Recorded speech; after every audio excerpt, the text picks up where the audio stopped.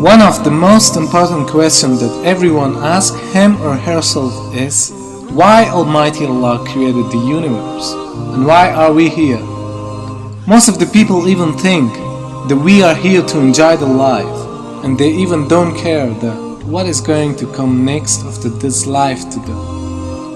Regarding to that, Allah subhanahu wa ta'ala mentioned in Surah Al-Mu'minun verse 115, did you suppose that we created you aimlessly and that you will not be brought back to us? He is warning us that we would be brought back to Him. It means that there's a name, there's a reason, and we should take care of it. What can the reason be? In Surah At-Talaq verse 12, Allah subhanahu wa ta'ala says, it is Allah who has created the seven heavens, and of the earth they are like, and the command descends between them, so that you know Allah subhanahu wa ta'ala is powerful over all things, and that Allah encompasses everything in knowledge. So what does it mean? It means that He created the seven heavens and the earth so that we know He is much powerful and encompasses everything in His knowledge. Or in a short sentence, He created the creatures to be known. I say I'm an engineer. Who's gonna accept that I'm an engineer? Of course, nobody, until they haven't seen a product of my engineering service.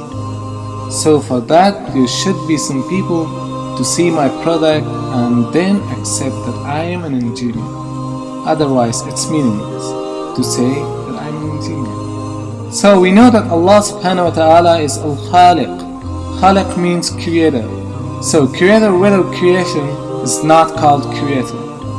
Therefore, Almighty Allah created us to be known as a creator. But remember, brothers and sisters, He is the only one who creates out of nothing. For example, a carpenter who creates a chair and a table with the help of wood and nails. But the wood has been obtained from the trees, which has not been created by the carpenter, not by human beings, but by Allah subhanahu wa ta'ala. The nails have been obtained from metal, which have been obtained from rock, which again is a creation of Allah subhanahu wa ta'ala. So all the creations done by human beings, they are dependent on basic elements, all of which have been created by Allah subhanahu wa ta'ala. So this type of creation, to create something from something, is a limited type of creation. The ultimate and the true creation is to create something from nothing. And this no one besides Allah subhanahu wa ta'ala can do. Or another example, let's say Earth is great.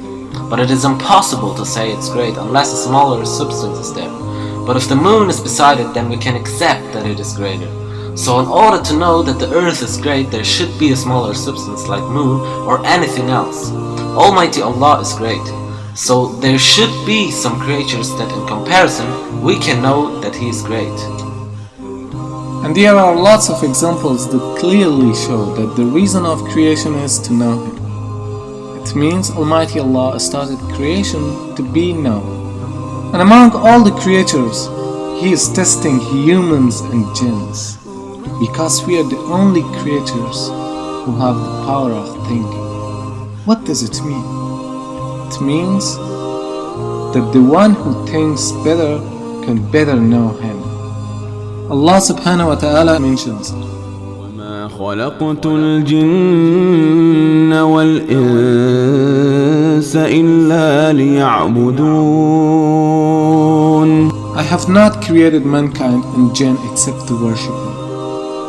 The verb liya'budun means to worship. Worship whom? We should know the one we worship. A rational person only worships the one who is the best, powerful, and worthy of worship. So, who is He? Certainly there's a creator. And that creator deserves to be acknowledged.